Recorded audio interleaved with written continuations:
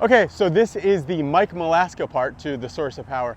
Funny story, I went to the airport, missed my flight, this is just last week, to fly out to Arizona to see Mike. So, but I did not want to cancel it.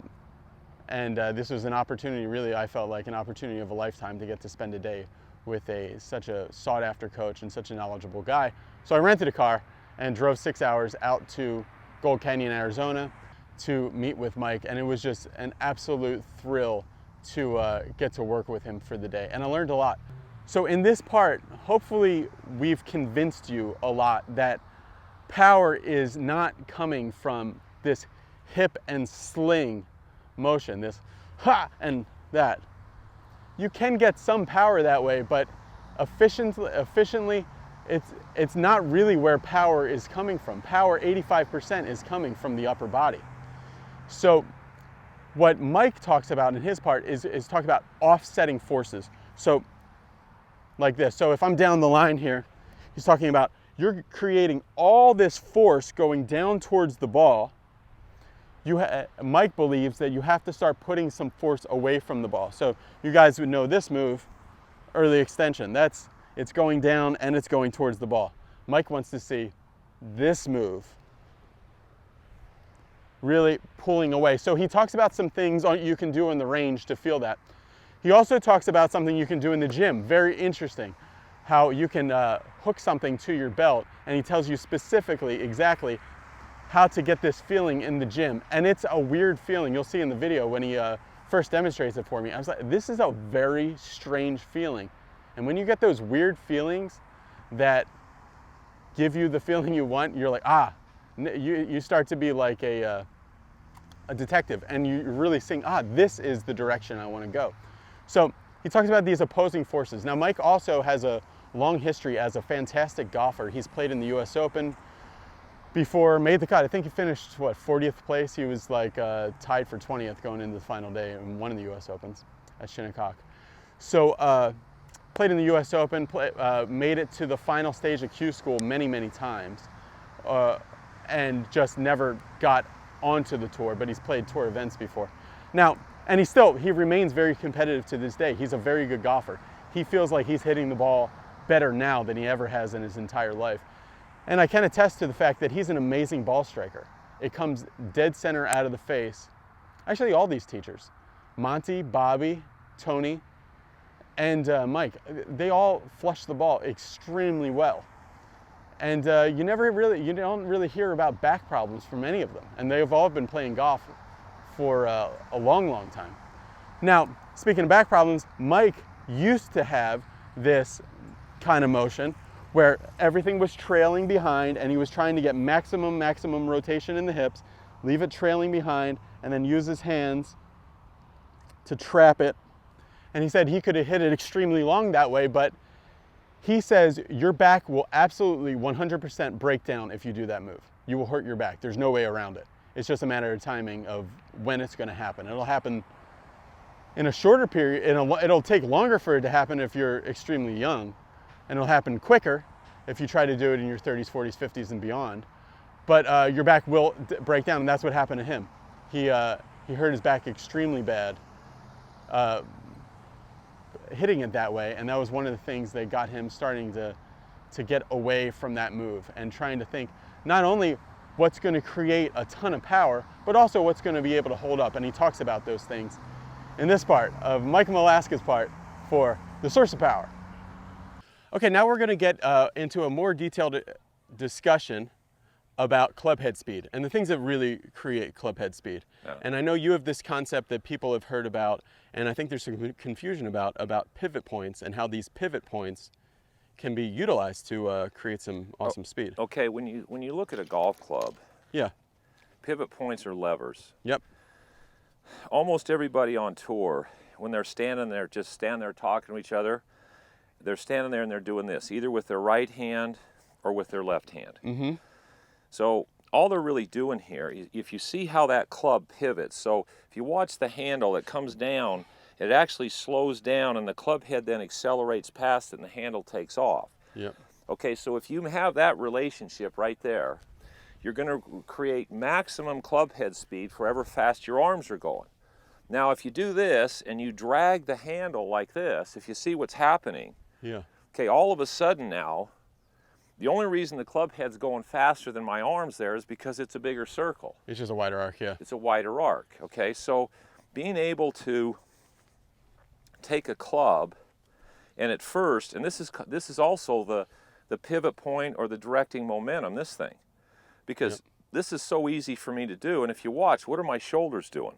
Zero. Nothing. Yeah. Okay? So when I tip the club out, when I do this, it has nothing to do with me going this way. Yeah. So all I'm doing is I'm directing the weight of the club head, and then I just let it go and let it hinge back up. Now, if you take just that little bit, of speed, I mean, that's going 140 yards. Yeah, that's a beautiful shot. Okay, Yeah. so that pivot, people learning how to create this. Now, if I showed you my golf swing, if I stood here and I did this pivoting action, like this. Now, this is pivoting right here in the center of my body. Yeah. Okay? I'm not going out here. This is one of the biggest, Yanks, yeah. one of the most misunderstood moves is this whole creation of lag and how you do it and what's making it happen. If I do this and then try to catch it up, with one hand I couldn't do it. Now if I stand here and I do this, okay? Yeah. And then all of a sudden I say, all right, now I want that same pivoting action Gotcha. to happen, but I got to put my right hand on the club. So as soon as I put my right hand on the club, to keep that pivoting action happening at the same time, my body starts to move. Now as my body starts to move, I feel like I'm pivoting. That's good. I feel like I'm pivoting the club way back here like this, which is directing the momentum of the club. But when I move, that pivot moves way up here. Now I feel like it's doing it here. It ends up happening here. Because you're going so fast and you're having to offset these forces, the timing and the feel for what you're doing with the club aren't even close to what you see in pictures. Pictures are effects. They're not wrong, but they're effects. What's causing those positions to show up? That's probably the biggest thing I've learned in my career is that the pictures aren't wrong, but they lead us to make some really, really bad assumptions. Yes. Yeah. I want to get right here. I want to get, okay, I don't disagree with that. So I'm going to practice getting right there and then hitting it. Yep. That I will definitely Go take with. to my grave going against, because it killed me as a player. Trying to hold this angle as long as I could and then hit it right there. Yep. I'm hitting it from right here. Let's see you do one, Mike.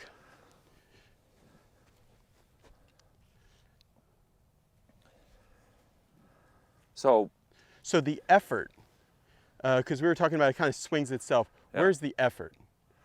The effort, if there is any, is just to direct the momentum of the club head out in front of you and then to constantly be pushing away from the fact that it's going in a circle. And it doesn't take a lot of effort. Great I mean, shot. that's why you see these little girls on the LPGA, and that a lot of them can create a lot of speed. They're not strong. Yeah. I can make it go that far and hold the club with 2 fingers. If I utilize the momentum of the club correctly, it doesn't take strength to create speed. So your role as a golfer, making a full swing is not so much as somebody that's going to create all this power. It's kind of like the role of a director. You're just directing these forces, then letting them happen. Yeah, you're just syncing out these forces. That's your job. Yep. It's not to override them. If you override them, you can play from there. I did most of my career. Yeah. Because I practiced a lot and I had good hand-eye coordination, I could keep the ball in front of me. But every swing felt like some aberration of twist, something going one direction, something going someplace else. Yeah. And like a lot walking this tightrope of it could go real bad real quick. And I'd make a swing sometimes, and I'd look up, and the ball's going semi at the target, and I'm going, I have no idea. That was a total surprise. Right. Okay. Okay. So I think a lot of people can take from this that the hands and arms, because you always hear the thing your buddies will say to other golfers, like, "Oh, too handsy. That was way too handsy." But the hands and arms can be a great source of power. First of all, it's impossible to use your hands and arms too much if you use them correctly. Okay. It's impossible. This is a hands and arms game. Every game you've ever played, every sport is played that's a racket ball game, is played with your hands and arms. Yep. mean, so when I came to this game from baseball, first of all, I didn't relate this as the bat. The shaft wasn't the bat. Yeah. My picture was, here was the handle of the bat, and here was the toe of the bat. And there was a ball, and so the face was the bat. So you're going to hold it and then smack it. I could stand right here, and the target line was center field. So all I was trying to do was take that bat, and I basically went right back here where my baseball swing was, which was push away, and all I did was hit that ball with the bat and make the ball go to center field. Yep. That was it. Yeah. And it was easy because the ball was stationary. Now, again, as I started taking lessons and they started showing me pictures I lost my feel for the bat and the face. And what I was then trying to do fought all of the instincts that I had had in all the other sports I'd played. And that's my club too. Clubs are overrated. No, they're not really. So let's get into a little bit more detailed about the pivot. Okay. So you were just talking about something you just said there about being more in sync. It seems like right now, a lot of young golfers are really trying to do almost everything they can to get more and more out of sync. I see a lot of golfers here, and they want it behind them in rotation, and they want to be here so that they can get everything directed more this way and explode through. Okay. This is something that a lot of people are doing. In your opinion, what is this kind of swing? What kind of path is that going to put them on? Well, okay. Here's where physiology and the biomechanics industry has helped and hurt. Okay. I mean, a lot of times, the body can generate speed multiple different ways. Yeah. Anytime you have a gas pedal, Mm-hmm. you have to have a braking system. Yeah.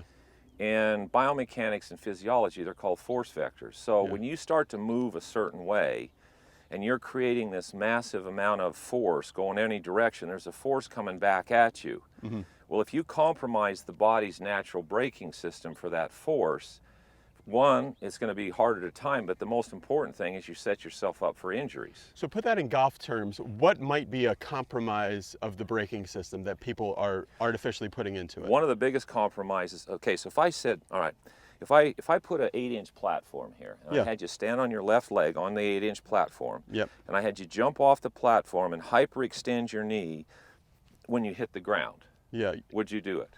I wouldn't do it. I wouldn't try to do it. Yeah. Okay, so anytime somebody's up here and they're creating a motion where this leg hyperextends before impact, Mm-hmm. it's like jumping off an 8 to 10-inch platform, boom, and hitting the ground with your leg hyperextended. Right. Your knee is the natural shock absorber of your body. If all of Yeah. a sudden the knee can't take the shock, it's going someplace else. Yeah, a knee in a straight condition to react to that force is just going to take a lot of abuse. But at Yeah. the same time, if you're talking about creating outward force, if I snap that knee, there's no question I can create a certain more. amount of outward force. Mm-hmm. Okay, or more momentum. There's an inward force, which is centripetal force. There really is no outward one. It's all Right. coming in. Mm-hmm. So I can do that. I can do it and create more speed. Yeah. But when I do it, knowing what I know, if I did that for a couple of days, Yeah. which I did through my career, Yeah. I wouldn't be playing because my back couldn't handle it. It's not worth the 1 or 2 miles an hour you're going to get extra from it. And the lack of control, no, Okay. not in my book. Right. Because once you do that, then the face starts getting. Can I show Reacting people what to it. happens to their bodies when Let's that see happens? it, yeah. Okay. So, simple Yeah. body mechanics. Okay, so here's your shoulders, here's your hips. Okay. Your spine's right in the middle. Yep. Now, when we're playing baseball or we're playing tennis, your shoulders and your hips basically are rotating in parallel planes. Yes. So you're Yeah. So we're baseball, which I played a little bit as well. Bang. Tennis for sure. You're just parallel planes. Yep. Okay, so your spine that's sitting in the middle now, your lower lumbar spine is not designed to take rotational forces. Your mid-thoracic back, however, if it's in this neutral position, can handle rotation. All right, so now we're going to play golf. Yep. So now you tip. So here we are set up. So your shoulders are on this plane, Yep. and your hips are here, which we're fine at address. Now, you make your backswing and you go back, and here's what everybody's trying to do. They're trying to jump up in the air with their hips, so they're trying to do this and twist, and their shoulders are coming down. Okay, now look at these two lines. Yeah. You see how close they intersect? And in between these lines is a very understressed. Well, I'm going to show you where your spine is. So the more these lines intersect So at the hip impact, comes up and the shoulders go down, which you're seeing a lot of that now with trying to make outward force. But when this happens, now let's think about your spine. Now it's like this, and you're trying to twist it. Mm-hmm. Well, now your mid-thoracic back can't rotate, so where's all that force going? Right in your lower lumbar spine. Mm-hmm. So the more, when you swing, if you swing correctly, the further these two lines, the further out they intersect, the less pressure there's going to be on your back. The closer they intersect, the more bend and the more pressure. bend, Yeah. the more pressure. Yep. Okay, so like I say, I can't argue with doing some of those things might create more force, but it's also creating more of this, which is creating more of this, which is creating more pressure in your lower back. Pretty simple. Right. So there's you all right? There's exercises and things that people are trying to do to hold that off maybe a few months or years later. Yeah. But eventually, you're saying it will catch up to you. No, it will catch up. And that move will catch up. Will break anyone. Yeah. And trying to get stronger is kind of a funny thing, because let's get stronger to protect our backs. Well, the getting stronger makes you able to create more force, which just offsets it more anyway. Bend. Yeah. So you know, it's one of these deals where, now I will show you in a minute here how we can create a tremendous amount of speed with virtually no pressure on your lower back, which is what Jack understood, it's what Sneed understood, and I'll show you a couple of positions, and once people see them, almost everybody that comes to me, when they see it and they understand it, they go, man, now I'm swinging and I don't even feel like I'm swinging. I don't even feel like I'm moving my body, and their body is moving more than it was before. Mike did a fantastic tease earlier about this swing that he's saying is going to put very low stress on the back, but create immense speed. Yeah. So let's see it. All right, so we're going to use a prop here, because everybody knows how to do this. Yes, yeah, visual props are great for video. Let me get my rope out of here. Okay. Hope I have it. Dang it. Yeah, here we go. Okay, so what really is a golf swing? Yeah. A golf swing is nothing more than a force going around a center. Okay. It's like the earth going around the sun. Yep. So there's all these offsetting forces that maintain where the sun stays and everything stays in its arc. Mm-hmm.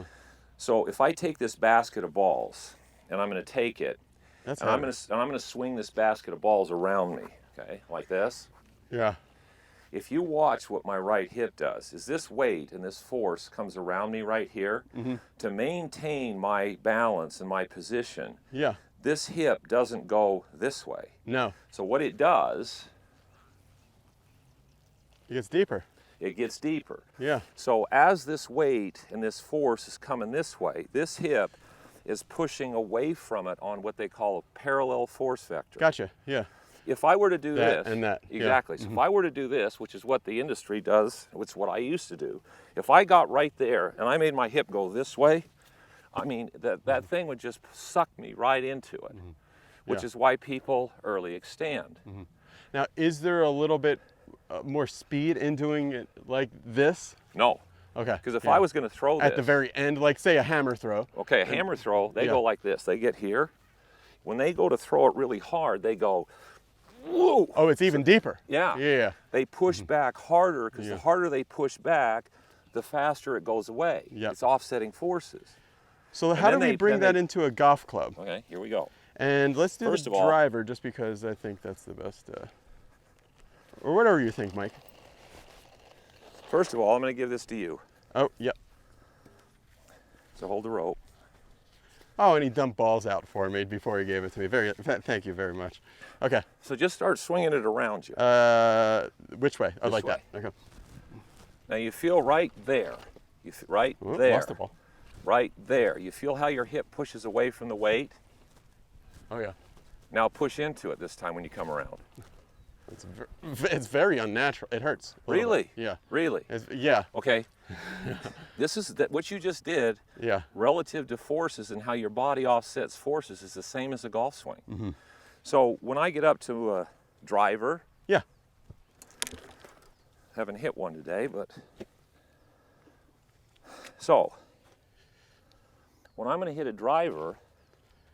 Right, because my question would be, how do we translate that good feel into the golf swing? Well, yeah, this turns into weight and force. It is, yeah. So as I start it down, like I told you, it goes from weighing 12 ounces to as it gets out in here, it's weighing anywhere up to 10, 15 pounds of force. So if you're offsetting that like we did with the basket, so what I'm doing when this starts down and it's going that way, this hip is actually pushing away from it. So my right hip pushes away from the ball. Oh, great drive. And when I'm pushing away, I'm offsetting that force and I keep pushing away from the club. Yep. That's why these guys can maintain their spine angle. That's the offsetting force that powers the club. So when the offsetting force is the pushing away. Pushing away. Yep. So when I push away, when the handle comes down and I push away, it makes the club accelerate. So it's accelerate. Sergio does it great. Yeah. He does it. He goes, whoo. Yeah. He doesn't drag the handle here. If he did that, he wouldn't be a player. His handle comes this way, and he pushes away, and then whoo.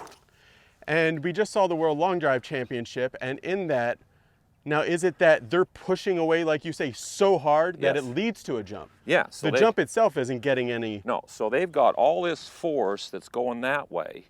They're actually jumping away on a parallel, but it looks like they're going straight up and down because you got one force going this way, you got one force going this way. The body's sitting here in the middle, look like it's doing this. Yep. Well, because it's offsetting these two forces. Now, if you get this going this way and you try to jump up, if the club's going that way and I actually tried to jump up in the air, I mean, my feet might come right out from under me. You have zero control of where it's going either. Plus, you go into what they call early extension. And if you watch those long drive guys, if they fall after they hit it, where do they go? Backwards. Right. Yeah. That's because they're coming down like this and they're pushing away. So they go this way. They're creating so much force down. So if I wanted to hit it really hard. Yeah, that one just went about 20 yards further. So, but by doing that, though, there's no pressure on my lower back because I'm not torquing my hips. You're here. Then I'm pushing away. So I know that our viewers, and I'm trying to anticipate the comments before they come in. Okay. I know that the viewers say, hey, I know that I early extend, I know that I hump the goat or whatever, and they all hate it. They're not trying to do it. Yeah. So what's a good way to, they accept the fact that yes, it would be, they want to get that push away. I'll show you how they get that into Here's their how swing. I teach everybody to do this. Yeah. Forget your club for a minute. Okay. Set up at address. Okay. You go to the gym or you get it home, and here's what you create. Yep. Because we can create forces so you feel what you have to do. Yep. So here's a pulley. So you're in a gym. Yep. Here's a pulley that has a handle that comes out that you normally do upright rows or curls with. Yep, gotcha. That pulley goes up and down into a weight stack. You take the handle off the pulley. Now there's a clip. Yep. You take the clip and you clip it on your belt like this. Gotcha. Okay, so now the pulley's sitting here. So I'm fighting that because it's trying to pull me this way. So the first thing you do is you pull away, you move back just a fraction. Good. Now that pulls the weight stack just slightly off the ground. Yep, gotcha. Okay, now start your backswing. Now the pulley's trying to pull you towards it. You got to make sure the weight stack doesn't go down. And then when you get to the top, when you start down, the pulley's trying to pull you this way. So start through. You want, if anything, the weight stack to lift a little bit. This is a very cool feeling. This is what that club's trying to do to you. It wants to pull you this way. Because the force of it. Exactly. Yeah. You have to offset that. Now, see, what people are trying to do, they think they're trying, the reason they early extend is because their brain, which is a taskmaster, thinks the task with their hips is to fire their hips and unwind. That feels like it's going to do something. But it doesn't. No, it doesn't. So the pulley's pulling you, and you just keep pushing away, and you make your swing. And then you start figuring out and feeling what are the muscles that do that? All right, here's the drive. So I'm going to be... So you're going to push away just like that. So that club head going around you is nothing more than that pulley. So you're pushing away. You start pushing away from that club right now, right there. Oh, gotcha. And you're constantly pushing away from the shaft as you go through the ball. And if you're constantly pushing away from it, your hips will rotate automatically. You don't have to make them go.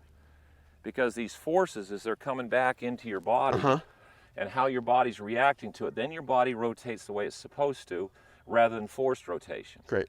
And then because you're in sync with the momentum of the club, your body rotation, everything that's going on, is easy to sync out. Yeah. Now your hips are still going, you just don't feel like they are. When it comes to practice, can we Yeah. just keep going? Yeah, keep going. Yeah. The worst thing that's happened to people relative to going from here to the course, Yep. everybody says, how do I take my range game to the course? This thing right here, this pyramid of balls, is ruining people. Yep. Unlimited balls. First of all, when I started, I had a shag bag, 30 balls. I'd hit them. Guess what I had to do after I hit them? I had to go pick them up. Go get them. Yeah. So I was really concerned about control of where they went. Because you didn't want to have to walk over or embarrass yourself. And I didn't want to lose them because they cost me a lot of money. Yeah. Okay? People don't practice that way.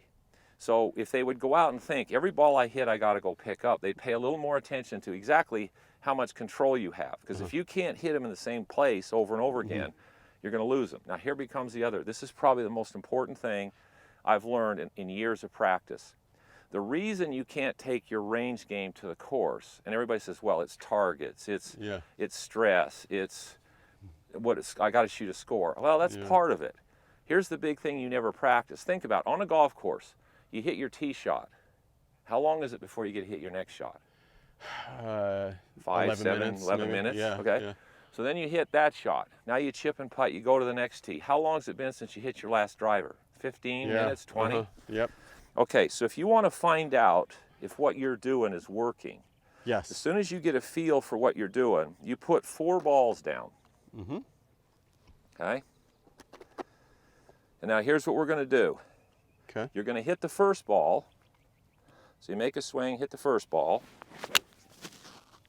Now, you got to take at least a minute before you get to hit that second one. At least a minute. Now, people just want to rake, hit and rake. Yeah, well, see, that's short-term memory for muscle firing patterns. patterns. Do anything. Yeah. That's not going to hold when you go out there. What you want to find out is, what I'm practicing, can I duplicate it with time between it? Yeah. Okay, so now you put a minute or so between the shot. Now you go up to the next one. Now you're going to hit another one.